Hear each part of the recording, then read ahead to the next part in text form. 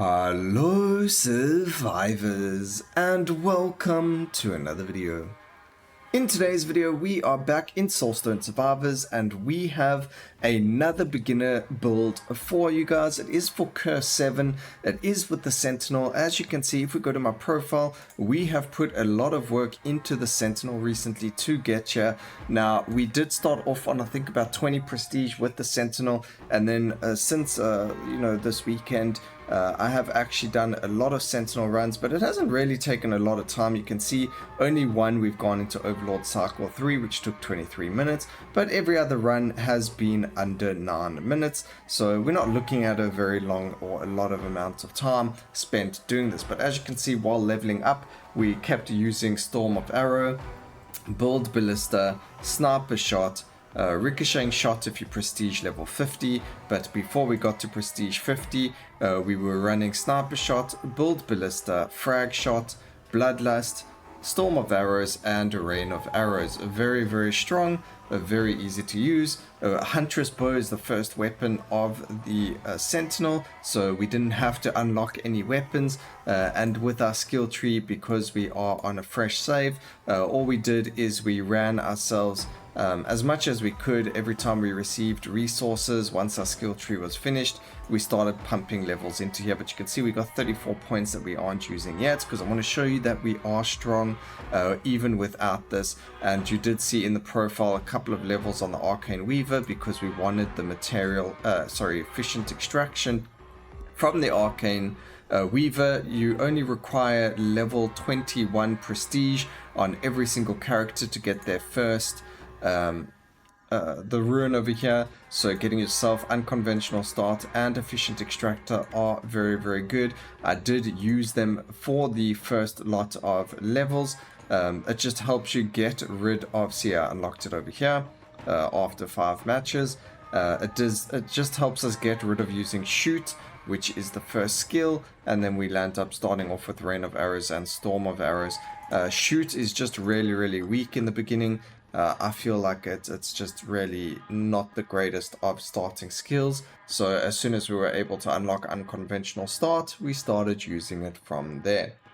But now we are going to be doing a Cursve VII run. So the runes that we are running, we're running multicast mastery, critical mastery, and focus fire.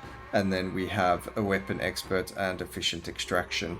There's nothing else I have unlocked. If you do have a lot of if you have level 30 in Beastmaster, and then you can go for skill inclination, or even skill sorry, that's level 60. Sorry, I meant skill affinity. You can go for the skill affinity nature with the Beastmaster at prestige level 30 as well over there, to, you know, for that extra slot.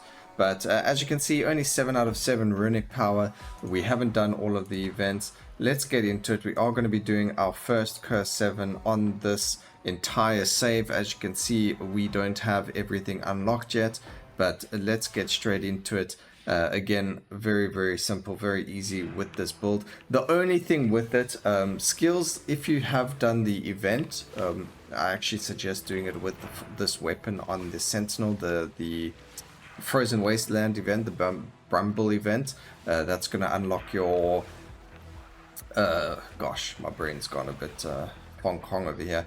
That event's going to unlock your paralyzing, your surprise gift. It's going to unlock Avalanche, and it's going to unlock the Summon Helper Elves. All 3 of those skills the Sentinel can use. All 3 of those skills are fantastic to use.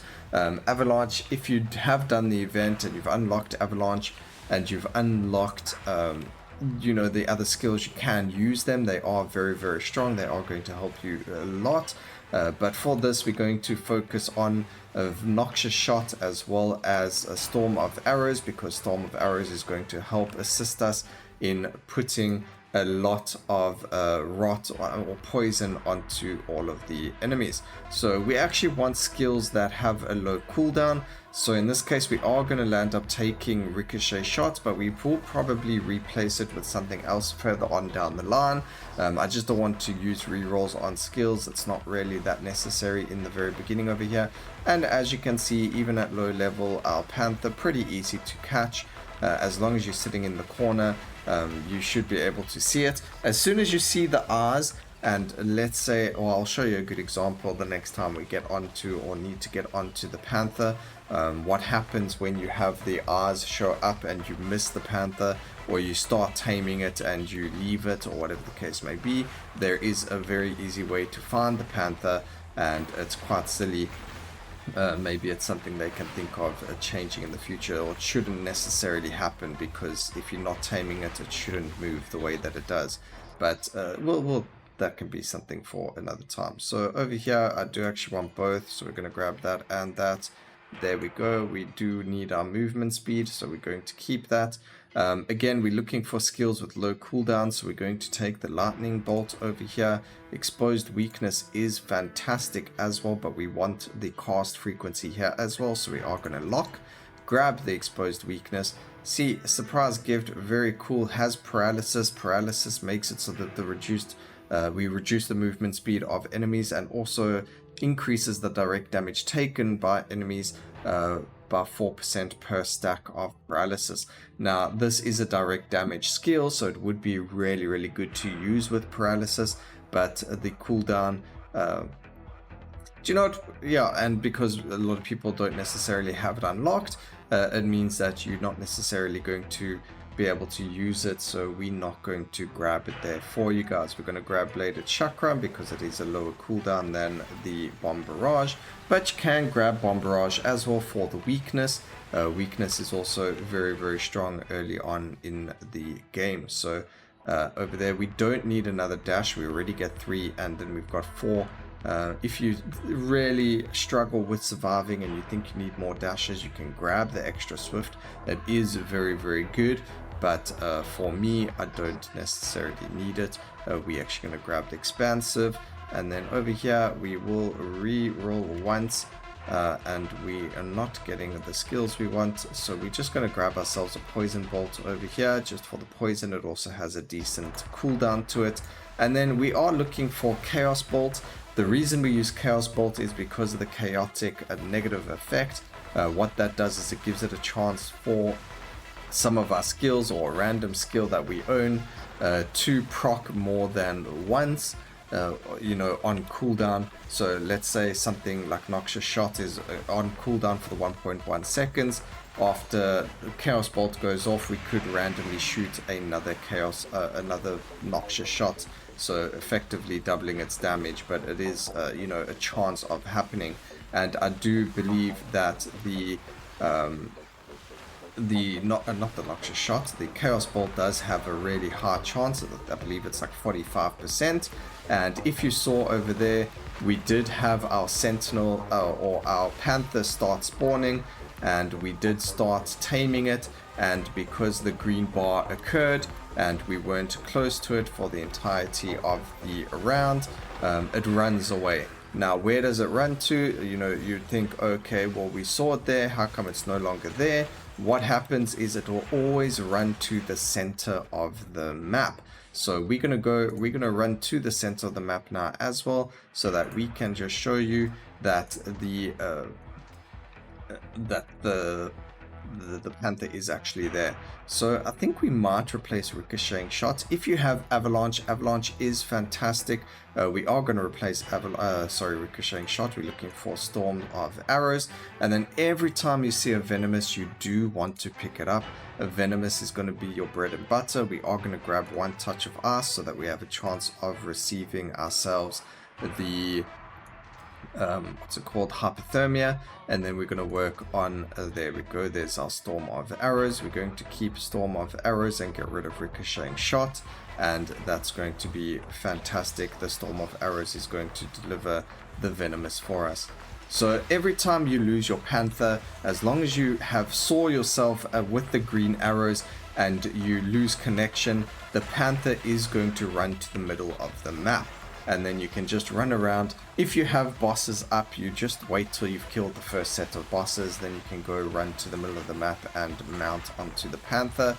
It does help doing that a little bit because it gives you time to kill things a lot faster. It also means that the next set of bosses that spawn, you will be on your Panther, and just look how quickly we are killing those.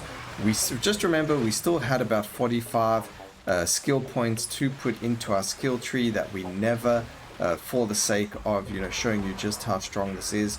We do take a little bit of damage because I'm not being super careful. If you find yourself struggling to deal with a lot of the visuals and things like that, you can turn them down. I'm not, you know, I don't know why, but I haven't. But you can turn down the visuals. There isn't really a reason to keep them up this high when you are doing the high, you know, cycles and things like that. So turn down the visuals if you're struggling to see the enemy's area of effect, especially when you're playing with Storm of Arrows and you get a lot of cast frequency and a lot of multicast. You do struggle with frame rate. You might have to turn them down completely, not even, you know, not even to 0.1 or not even 10% is going to save you from Storm of Arrows. Only if you turn it completely off does it really get rid of the visuals for the skill. So if your computer is struggling when you are using Storm of Arrows, just turn the visuals completely off and it should feel a lot better. It's just the skill itself shoots out so many projectiles when you get to a certain point with it that it does lag the system out quite a bit. Alright, let's see over here. We can go for cast frequency. We're not worried about the area over here too much. Cast frequency is going to help us a lot more. Movement speed for when we aren't on our Panther. Again, not really worried. We already got, do you know what, out of everything here, we will grab the expansive. You can see the Panther running to the middle. Like I mentioned, every time you start, you know, taming the Panther, you land up running to the middle of the map. It happens every single time. Doesn't matter how many times I've done this, that is the case. And you can see we can just run around the bosses. We should be doing enough damage to not really have to worry about dying towards them, I mean from them. And there you go, dead, as easy as that. And now we can just relax and start killing off all of the you know, enemies and things like that. Now this build is strong enough to take it into like endless cycles and things like that. So let's say you need to farm materials or you need to farm minor Soulstones. You can do it on a Curse 7, but we will release a video very soon on how to efficiently farm, you know, like optimized farming for your Soulstones, the minor Soulstones. I know a lot of people have been waiting for, you know, not guards, but like a way to do it because they are struggling with minor Soulstones compared to absolutely everything else in the game. So I will be showing you guys how to do that, so do keep your eyes out on the channel for that video.